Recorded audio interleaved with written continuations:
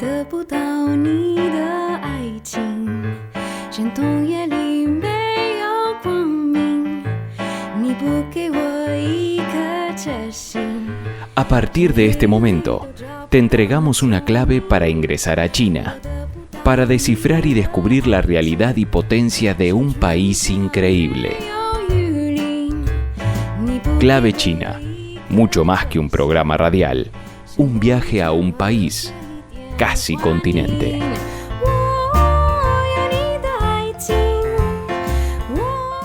Hola, hola, ¿cómo les va? Bienvenidos y bienvenidas a otra edición de Clave China. No sé si sabés, Lidia, pero tengo la impresión de que últimamente se viene hablando bastante de cómo se han modificado las relaciones diplomáticas en el mundo globalizado y digitalizado. Este es un tema de interés no solo para los académicos, sino también me parece que, dado que incide en nuestra vida cotidiana toda vez que altera las relaciones multipolares o las que se pretenden unipolares de cara al resto de los países donde transcurren nuestras vidas, es de interés para todos y para todas. Sin lugar a dudas creo que es así, Lidia. Hola Luisa, ¿qué tal? Bueno, te estaba escuchando atentamente. Sí, efectivamente, no es un tema únicamente para académicos porque afecta, como bien decías, nuestras vidas cotidianas. Vos sabés que te quería comentar, recientemente llegó a mis manos una nueva revista que trata las relaciones de China y Rusia en el siglo XXI. Sus autores, por lo menos algunos de ellos, son seguidores de nuestro programa y allí en el sumario hablan a la hora de referirse a la comunicación internacional, que muchas veces la vemos reflejada en las redes fundamentalmente, como parte de ese poder blando que conforma lo que hoy se denomina narrativas estratégicas.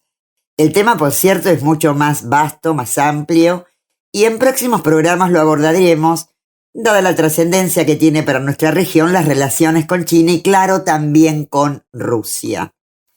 Y hoy, a cuento de esas narrativas estratégicas, nos topamos con Brasil, uno de los países de mayor peso en nuestra región, integrante del BRICS, junto a Rusia, India, Singapur y China. Javier Bolsonaro, presidente de Brasil, está llevando adelante un discurso disruptivo de lo que fue la tradicional diplomacia brasileña, más allá de los distintos gobiernos que tuvo el país vecino a lo largo de los años. Y esta disrupción de su narrativa estratégica en el campo diplomático, que tiene una impronta particular, dado el personaje en cuestión, nos llevó a Brasil a cuento de los últimos mensajes que disparó Jair Bolsonaro contra China, o cuestionando también el sistema electoral que se pondrá en marcha en el 2022, llamando a armarse a la clase media.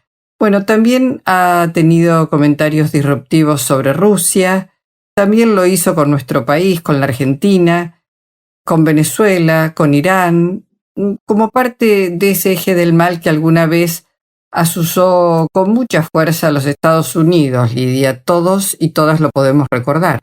Quiero aclarar que el tema Brasil ya lo teníamos planteado, pero a veces el poder contar con textos de reflexión enriquecen el pensamiento lateral para saltar la valla de lo que se dice habitualmente. Gracias entonces, Joaquín Rivera, por acercarnos esta nueva revista de la que hablaremos en próximos programas. Y ahora sí, la propuesta musical que trae para nuestro programa de hoy Silvana Redivo, antes de dialogar con Darío Pigniotti, cuya presencia en este programa es todo un lujo para abordar el tema de hoy. Brasil.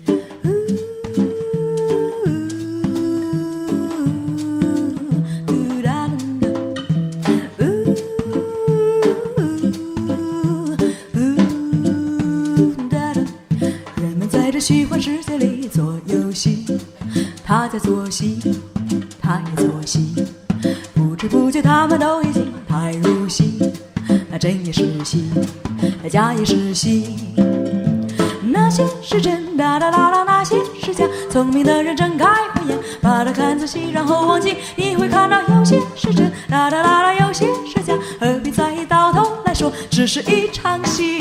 人们在这虚幻世界里做游戏，他在做戏，哦，他也做戏。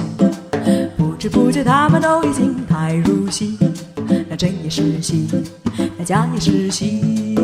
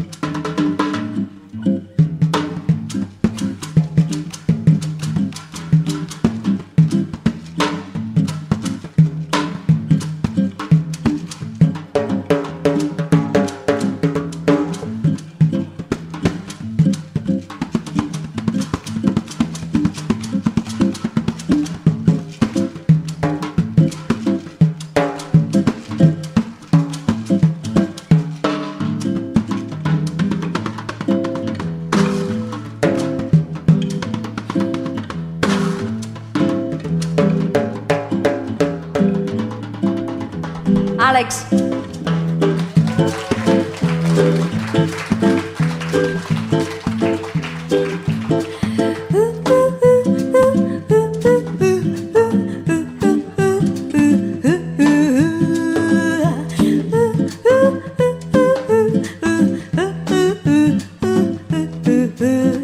人们在这虚幻世界里做游戏，他在做戏，他也做戏。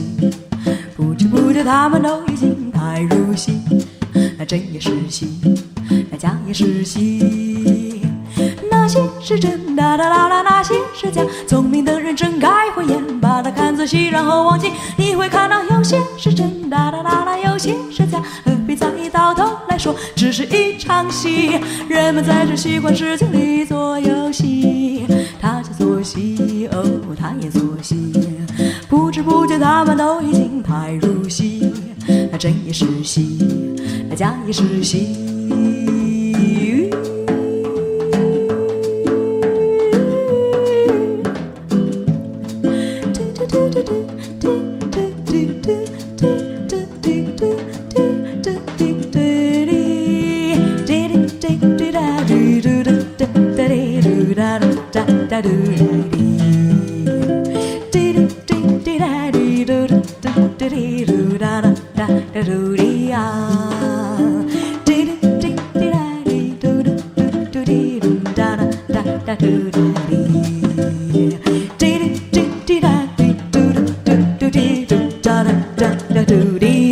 Clave china.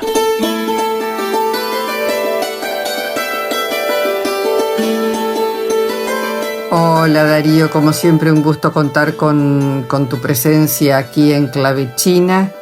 Y la primera pregunta, lo que se nos ocurre es, primero, ¿cómo definís la política diplomática de Bolsonaro en el marco de la pandemia de cara a su aliado principal, los Estados Unidos? Hola Luisa, Lidia.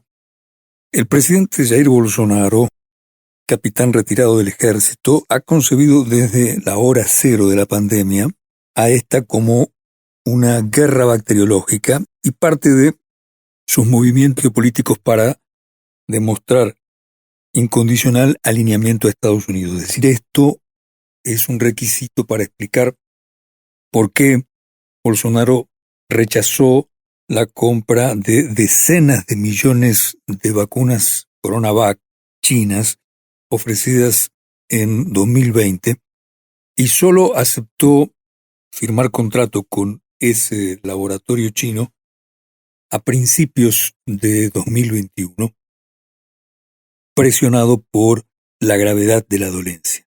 Es decir, Bolsonaro concibe a la dolencia dentro de ese esquema geopolítico y como tal ha hecho y hace todo lo que está a su alcance para enfrentar a Beijing y demostrar su alineamiento sin fisuras con Estados Unidos. Mucho más durante el gobierno de su aliado, el republicano magnate Donald Trump, pero también actualmente bajo la gestión de el demócrata Joe Biden, pese a que sus relaciones con el actual presidente, con el actual ocupante de la Casa Blanca, sean por lo menos distantes. Y es con ese cuadro, con ese marco, dentro de ese marco, que Bolsonaro ha dicho en lo que desde fines de junio y a lo largo de julio, cosas como que habría que volver a investigar la hipótesis de que haya surgido el coronavirus en China y más recientemente haber puesto en duda la eficacia de la vacuna CoronaVac. No apenas porque él tuviera algún interrogante, sino porque afirmó que esta todavía es una vacuna experimental, algo que ni siquiera es respaldado por su propio Ministerio de Salud y por la propia Agencia Nacional de Vigilancia Sanitaria, la cual aprobó el uso emergencial de esta vacuna. Es decir, Bolsonaro echa mano también de las noticias falsas, de las fake news, en este combate que él y solo él ve como una cruzada contra China, como una cruzada contra el gobierno de Beijing, algo que por lo demás le ha traído varios dolores de cabeza, dado que la embajada en Brasilia respondió con severidad a los dichos no solo de Bolsonaro, sino de su hijo, el diputado Eduardo Bolsonaro, alguien que cultiva excelentes relaciones con la familia Trump. A raíz de estos tironeos, en los que estuvieron envueltos el presidente, su hijo y el Ministerio de Relaciones Exteriores, hace poco más de un mes tuvo que renunciar el ministro de Relaciones Exteriores, Ernesto Araújo, un negacionista de posiciones político-ideológico fundamentalistas y alguien que, al igual que el presidente y que su hijo, ha tenido posiciones extremadamente hostiles frente a China. En suma, una situación epidemiológica muy seria que podría ser lo menos o que podría estar atenuada si Bolsonaro hubiera adoptado una política sanitaria y no una geopolítica de guerra bacteriológica frente a China, país que por lo demás nunca vendió vacunas al gobierno brasileño porque Bolsonaro declaró que jamás las compraría, sino que China o el laboratorio Sinovac las vendió al estado de San Pablo, la provincia más importante de Brasil, quien por su vez las cedió al gobierno nacional. Cabe aclarar que China y más de 60 países y organizaciones han rechazado de plano las iniciativas que incluyen a la Organización Mundial de la Salud para volver a indagar por el origen del virus, con una clara tendencia a culpar a China de haber desatado la pandemia. Esto lo habíamos comentado la vez pasada, pero hay una insistencia sobre este tema y ya hubo expresiones de China y de más de 55 países rechazando esta iniciativa que está muy comprometida con los intereses de Estados Unidos. Y ahora sí, continuamos con nuestro diálogo con Darío. Darío, la otra guerra desatada en Brasil contra China, la tecnológica, danos algunas pistas. En el caso de la contratación de la telefonía de alta resolución 5G de la empresa china Huawei, la posición de Bolsonaro y de su entorno ha sido idéntica o muy parecida a la que tuvo frente a la vacuna CoronaVac China. Esto es, procuró obstaculizar tanto como pudo ese contrato y el concurso para la licitación en el que, según los expertos, las ventajas en precio y en calidad de servicio serían amplias para la corporación asiática, salvo que en este caso los cuestionamientos al comportamiento extremista desde el punto de vista ideológico y diplomático de Bolsonaro han tenido cuestionamientos no solo desde la oposición político-partidaria, sino desde sectores que participan del régimen. Por ejemplo, desde el propio general Mourão, Hamilton Mourão, vicepresidente de la República, que pese a ser un militar de extrema derecha, igual que el Bolsonaro, ha intentado establecer puentes, canales de comunicación diplomáticos con Beijing para expresar sus disidencias, por lo menos respecto de la instalación de esta infraestructura de telecomunicaciones. Disidencias que también emergen, por ejemplo, del sector del agronegocios, de la poderosa burguesía agraria brasileña, que, al igual que ocurre con el vicepresidente Mourão, es parte del campo dominante, del bloque gobernante, y sus alianzas con Bolsonaro son muy estrechas, verdaderamente estratégicas, al punto de que nadie cree que por la negociación de Huawei haya una ruptura, pero lo evidente es que estas disidencias ocurren y que han sido expresadas públicamente tanto por el vicepresidente como por este sector tan poderoso y tan pujante de la economía brasileña, el agronegocios, que por lo demás cuenta con una numerosa bancada en la Cámara de Diputados y otra también de peso en el Senado. Bueno, Brasil, por supuesto, es un país de peso a nivel regional, con proyección internacional. Sin embargo, la llegada a la presidencia de Bolsonaro adoptó una política contra los organismos regionales con un claro deterioro de su política exterior, muy vinculada hoy a los sectores de la extrema derecha mundial. ¿Por qué no nos das algunos detalles sobre estos cambios tan negativos, tan nefastos para la diplomacia internacional? Siendo el principal Producto Bruto de América Latina y con la superficie y población más importante de la región, Brasil es la potencia regional y además un país con proyección global. Mucho más después de los dos gobiernos del expresidente Luis Ignacio Lula da Silva, 2003-2010, cuando Brasilia llegó a convertirse ciertamente en la capital regional, desplazando a la capital que fuera en su momento la más importante de esta área del mundo, el Distrito Federal de México.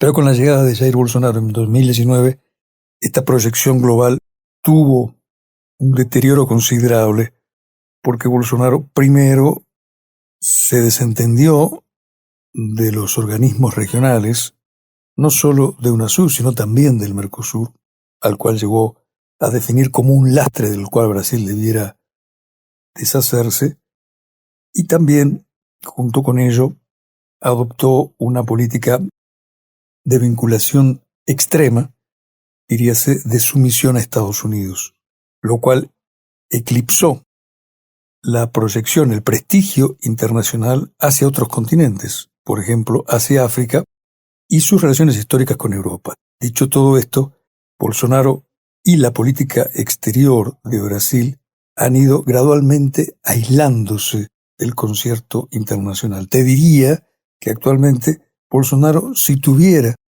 que escoger a dónde ir, difícilmente haya algún jefe de Estado de importancia que quisiera recibirlo, incluso en la región. Y esto ha llevado a que el presidente busque una suerte de política externa alternativa, sino clandestina. ¿Por qué decimos esto? Porque desde poco después de llegado al gobierno, Bolsonaro se sumó a la idea de ser parte de una internacional, de una coalición internacional de fuerzas políticas de extrema derecha, idea concebida en su momento por el ex asesor del presidente Donald Trump, Steve Bannon, que escogió a Eduardo Bolsonaro, el diputado e hijo del presidente, como su coordinador para América Latina. Una vez fuera del gobierno Donald Trump y caído, no sabemos si en desgracia o en eclipse, Steve Bannon, Bolsonaro parece que quiere regenerar esa idea, que quiere retomar esa idea ahora en la forma de una liga o una coalición internacional de ultraderecha, inclusive sumando a grupos neofascistas. Acaba de recibir el presidente en el Palacio del Planalto a la líder del partido de la Alternativa por Alemania, un partido neonazi, denunciado por organismos internacionales y por organizaciones israelíes y judías de ser la reencarnación contemporánea del nazismo, tanto que esta visitante, Beatrix von Stoch, que estuvo con Bolsonaro, es la nieta de quien en su momento fuera durante más de una década el ministro de Finanzas de Hitler y luego del suicidio del Führer fue durante poco menos de un mes el último canciller del Tercer Reich. Pues bien, hacia allí parece encaminarse Bolsonaro, es decir, hacia proyectarse o intentar hacerlo como un dirigente de peso global en el extremismo y en el neofascismo, lo que, por otra parte, lo convierte en una suerte de paria en su condición de jefe de Estado. Y apareció Lula en el terreno político. ¿Qué pasa ahora con el consenso de Bolsonaro? Quien hace pocos días estuvo llamando a tomar las armas a la clase media, dado que cuestiona el sistema electoral por posible fraude ante las elecciones que serán el año que viene, en el 2022. ¿Qué decís, Darío, sobre esto? Ha caído considerablemente, no fatalmente, la aprobación de Bolsonaro, queremos decir. Un presidente que durante el primer año de gestión, entre 2019 y 2020, gozaba de una aprobación superior al 40%, en la mayoría de los sondeos de los últimos 2 meses no llega al 25% de imagen positiva y ronda el 50% de negativa. Pero fundamentalmente, de cara a los comicios de octubre del año que viene, Bolsonaro ha dejado de ser favorito. Y esto en todas las encuestas publicadas a lo largo de 2021. Tendencia que se ha agravado en junio y julio, cuando varios sondeos lo colocan como favorito con entre 15 y más de 20 puntos de ventaja al expresidente Luis Ignacio Lula da Silva del Partido de los Trabajadores, que no fue parte de las elecciones de 2018 vencidas por Bolsonaro debido a su proscripción judicial. Hay que repasar la baja calidad democrática brasileña desde el golpe de 2016 que derrocó a Dilma Rousseff y un segundo hecho político muy alejado a la buena calidad institucional, tal vez un segundo golpe pudiera ser llamado como tal, ocurrido en 2018. Tal como decimos hace un instante, a Lula se le impidió ser candidato en unos comicios en los que figuraba como franco favorito. Pues bien, de vuelta Lula, luego de que sus condenas por corrupción en la causa Lavallato fueron anuladas, está en carrera y se proyecta como un eventual vencedor en las elecciones del año próximo, cuando Bolsonaro apuesta a refrendar su actual mandato, es decir, a ir por una segunda elección. Frente a esto, la opción de Bolsonaro ha sido degradar aún más la calidad democrática brasileña y para ello importó, entre comillas, la fórmula de Donald Trump de denunciar un futuro fraude en los comicios de 2022. Un fraude que solo desde el prisma ciertamente afectado de Bolsonaro se ve como probable porque, según él, las urnas electrónicas se prestarían a fraudes. Las mismas urnas electrónicas a través de las cuales él fue vencedor en 2018 y advierte que podría hasta no convocar a las elecciones si el actual modelo, el actual sistema de votación a través de esas urnas electrónicas, a través de esa tecnología electoral, no fuera reformado, para lo cual se necesita no solo una nueva legislación, sino una enmienda constitucional. De manera que, según algunas interpretaciones, lo que Bolsonaro está urdiendo es un plan, una justificación para no reconocer lo que a esta hora pareciera una probable derrota en 2022. Claro que falta mucho tiempo político y mucho tiempo electoral de aquí a esa fecha y el presidente aún mantiene un grado de aprobación que no puede considerarse insignificante y por lo demás tiene de su lado la máquina del Estado y la poderosísima influencia, capacidad de presión y capacidad de intimidación de las Fuerzas Armadas. Hoy en Brasil probablemente ni el Partido de los Trabajadores del expresidente Luis Ignacio Lula da Silva, ni el partido de los grandes medios de comunicación con la cadena Globo como la más importante, ni el peso del sector financiero, ninguno de esos son más importantes, tienen más poder que las Fuerzas Armadas y éstas responden a Bolsonaro. Y como lo dijo hace 2 semanas el ministro de Defensa, ellas también consideran que si no hay un cambio del modelo electoral, del sistema de urnas electrónicas, pudiera no haber elecciones. Esto, con todas las letras, fue también una amenaza de golpe de parte del Ministerio de Defensa. Así las cosas, tanto como va cayendo la aprobación de Bolsonaro, como van siendo cada vez más concurridas las movilizaciones en las que se exige el impeachment contra el presidente, el ex capitán del ejército amenaza con tomar medidas que acabarían con lo que resta de democracia en este país. Muchas gracias, Darío. Gracias, de verdad siempre es muy importante tener tu palabra. ¿Y qué pasará en Brasil cuando, como bien nos decís, tiene a su lado a las Fuerzas Armadas, quienes también han manifestado la posibilidad de un golpe si no se modifica el sistema electoral? Excelente informe, la verdad que sí.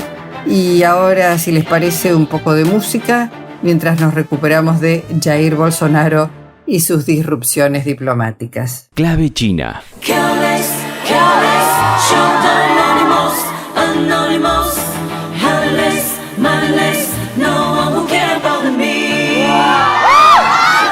No one will care about me. 想要的感觉，谁在乎？只有忍耐，我再也无法接受这的双眼。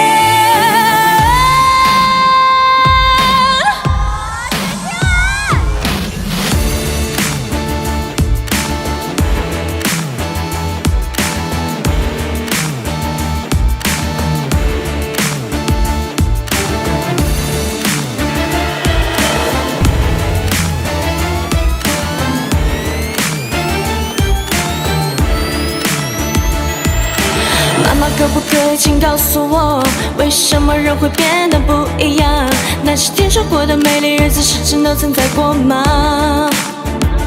早就忘了应该要更努力爱着他，早就忘了心去包容他，自顾自的生活是否假装情绪吗？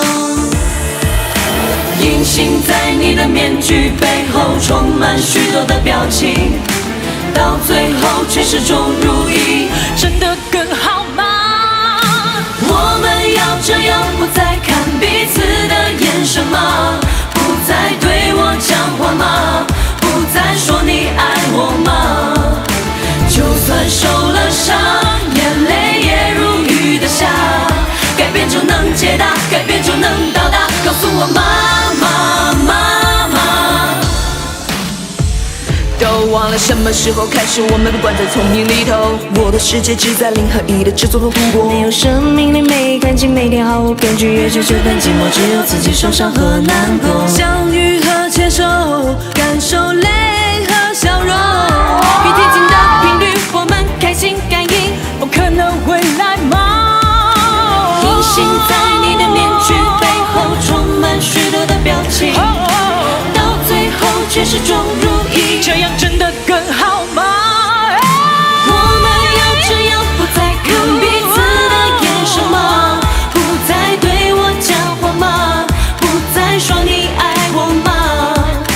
就算受了伤，眼泪也如雨滴下，改变就能解答，改变就能到达，告诉我妈妈妈妈。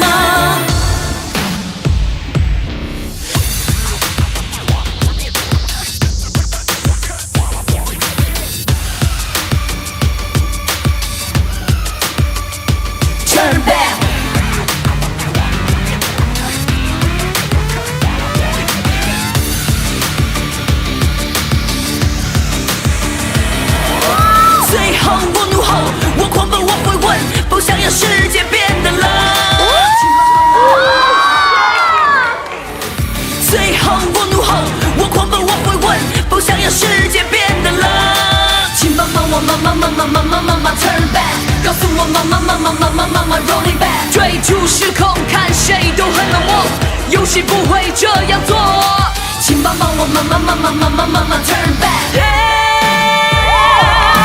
我们要这样，不再看彼此的眼神吗？不再对我讲话吗？不再说你爱我吗？就算受了伤，眼泪也如雨的下，改变就能解答，改变就能到达。告诉我妈妈妈妈 careless careless showtime anonymous anonymous heartless mindless no one will care about me。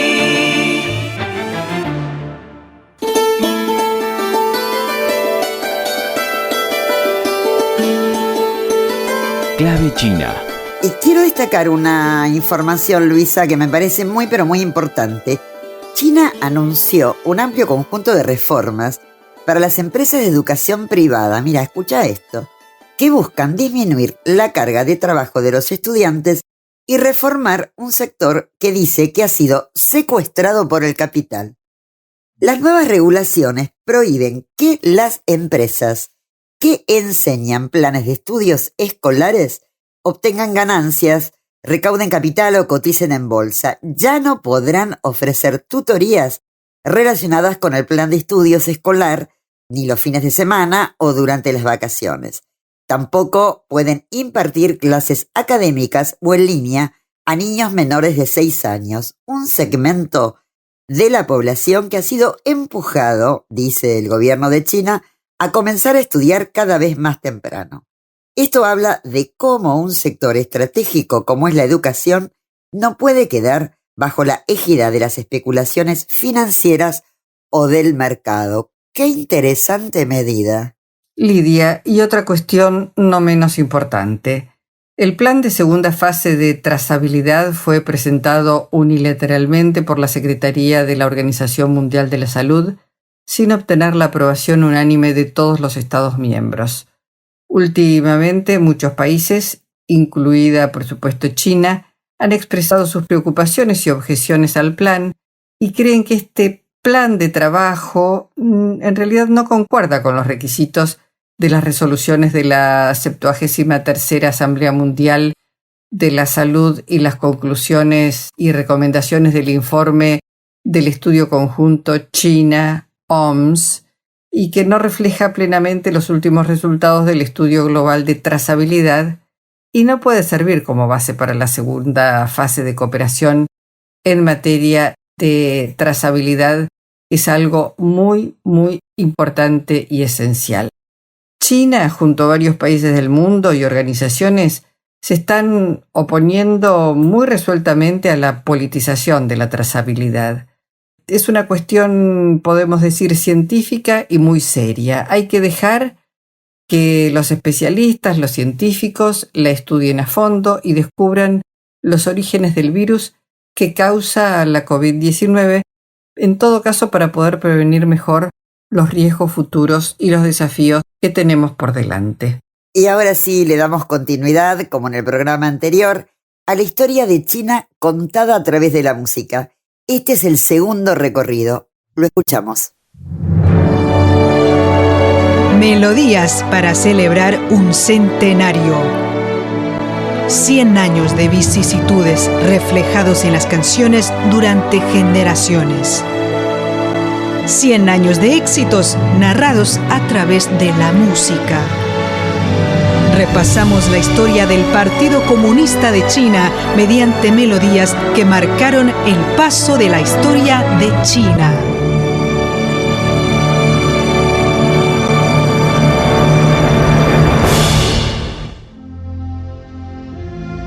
De 1921 a 2021, el Partido Comunista de China ha cumplido su primer centenario. 100 años de vicisitudes se han escrito en las canciones durante generaciones. Ahora la gente puede escuchar esa música clásica para apreciar la memoria de los tiempos adversos y disfrutar el canto familiar para volver a vivir el progreso de la reforma y la apertura. Las sinfonías rinden homenaje a la gran nueva era del rejuvenecimiento nacional. Nuestro programa 1001 Hojas ha lanzado 4 episodios de melodías para celebrar un centenario. Síganos para comprender la historia china a través de sus canciones. Melodías para celebrar un centenario. 100 años de vicisitudes reflejados en las canciones durante generaciones. 100 años de éxitos narrados a través de la música. Repasamos la historia del Partido Comunista de China mediante melodías que marcaron hechos relevantes.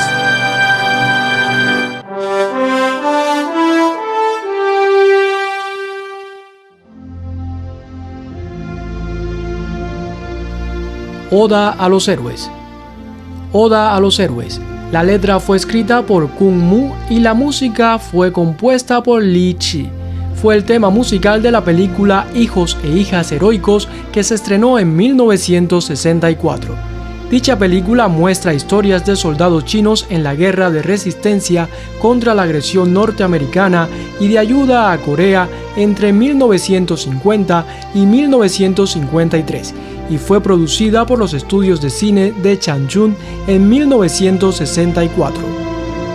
Después de la muerte del soldado voluntario Wang Chen, su hermana Wang Fan insistió en luchar con la ayuda del comisario político Wang Wenjing y finalmente se reunió con su padre adoptivo Wang Fubiao y su padre biológico Wang Wenjing en el campo de batalla coreano. Como tema musical de la película Oda a los héroes, cuenta con un encanto impactante a través del ingenioso tratamiento del espacio interior y exterior de las historias. Toda la canción está inmersa en una especie de magnificencia en la melodía constante y prolongada. Además, la canción también elogia el gran espíritu de los héroes Wang Chen, el soldado voluntario que sacrificó su vida por la patria y el pueblo. Es un héroe. Los trabajadores ordinarios que son bien abnegados en sus puestos también son héroes. El pueblo chino es un colectivo de héroes.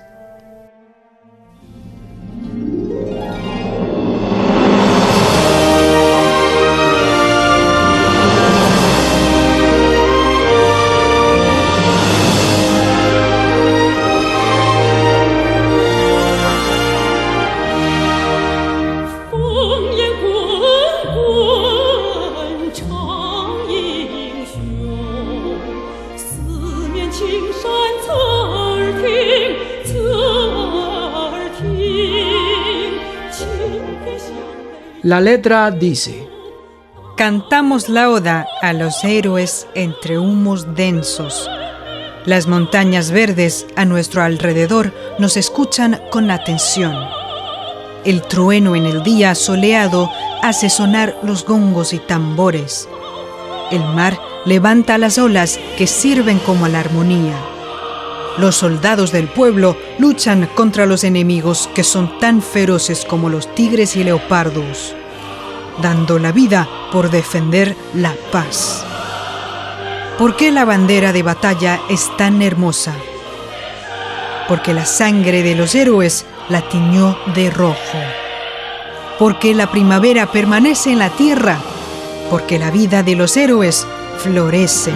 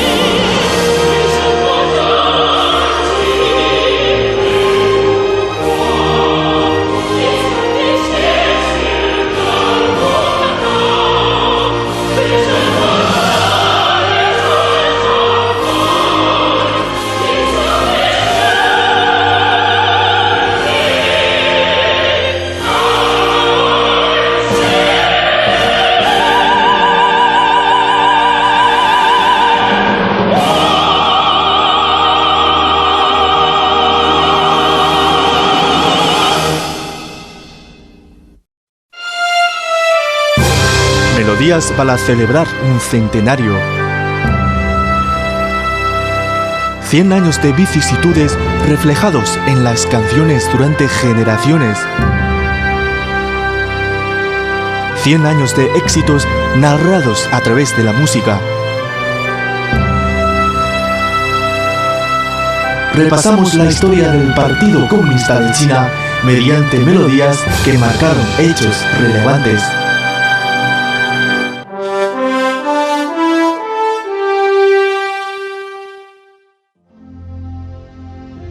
Exploro Petróleo para la Patria, con letra de Xue Chuguo y música de Qin Yongchen. En marzo de 1964, la Asociación de Músicos de China convocó a los compositores para experimentar la vida en el campo petrolífero de Daqing, con el fin de crear una serie de obras que reflejaran la vida y la labor de los trabajadores del petróleo. Después de 3 días, Qin compuso Exploro Petróleo para la Patria, con letra del trabajador petrolero Xue Chuguo. La letra es vívida y animada y retrata el estado de ánimo heroico y optimista de los trabajadores petroleros, así como el espíritu revolucionario intrépido de hacer frente a todas las dificultades. Qin Yongchen se emocionó mucho al leer la letra y terminó la composición en solo 20 minutos. Esta oda heroica a los entusiastas trabajadores petroleros no es solo un llamado para inspirar a generaciones de trabajadores petroleros a dedicarse a la construcción de la patria, sino también un reflejo general del colectivo de los héroes de la clase trabajadora china. En el desarrollo de la industria petrolera de China, esta canción se ha convertido en un retrato de las almas de los trabajadores petroleros, inspirando a generaciones de trabajadores del sector a dedicarse a la construcción de la industria petrolera de la patria y reforzando el espíritu para seguir hacia adelante sin miedo a nada.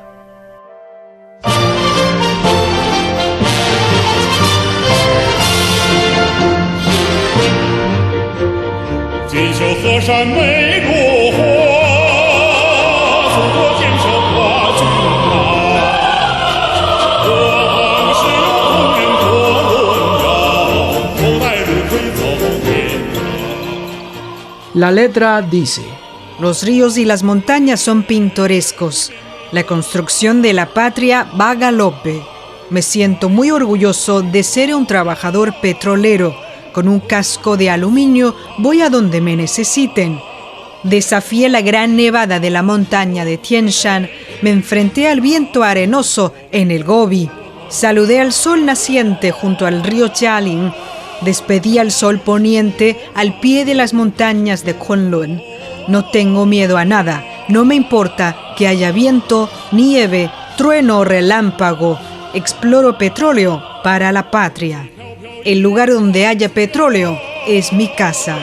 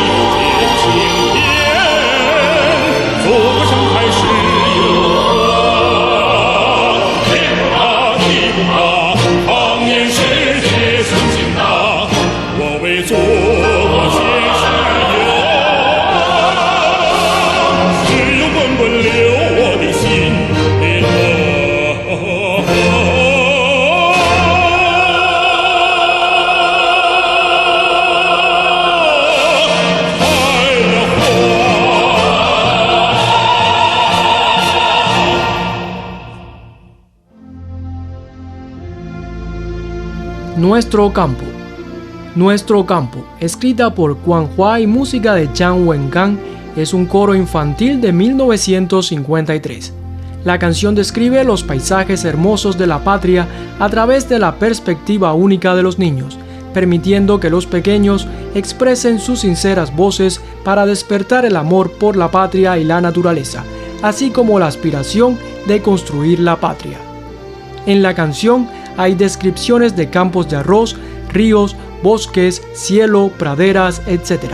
También hay retratos detallados de los lotos, carpas, juncos, patos salvajes, águilas, ciervos salvajes y cabras, no faltan elogios entusiastas para los atareados leñadores y trabajadores de la construcción y otras industrias. El lenguaje de la música está lleno de inocencia, lo que es profundamente conmovedor. Nuestro campo es una canción que ha influido a generaciones de niños chinos y se incluyó en los libros de texto y cintas de música del programa de educación primaria y secundaria.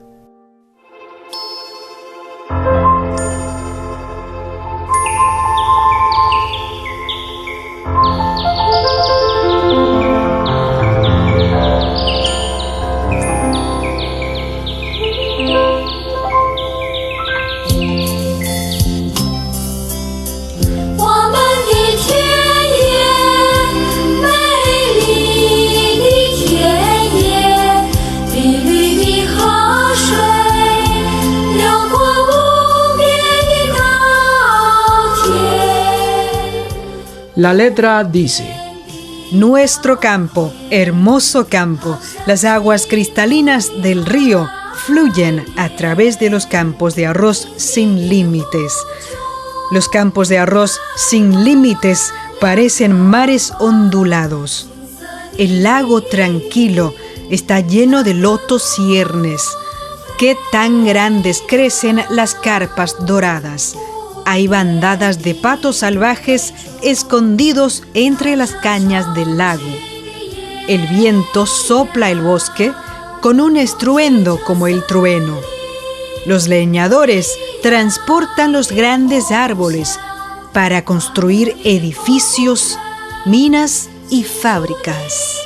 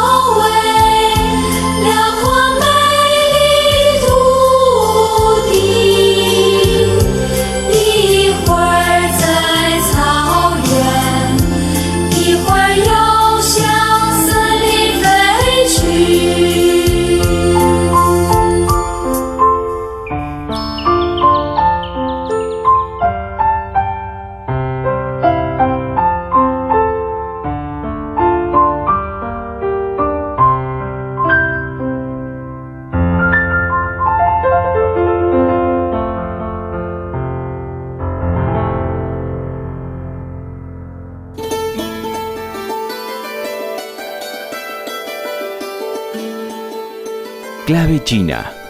Ya nos vamos, Luisa, estamos en el último tramito del programa. Que termine muy bien el fin de semana y, querida Luisa, mientras nos seguimos vacunando, también nos seguimos cuidando. La vida es un bien muy, pero muy preciado. Así es, querida amiga. Esto es defender la vida cuidándonos con mucha responsabilidad por nosotras, nosotras y por todos y todas quienes nos rodean.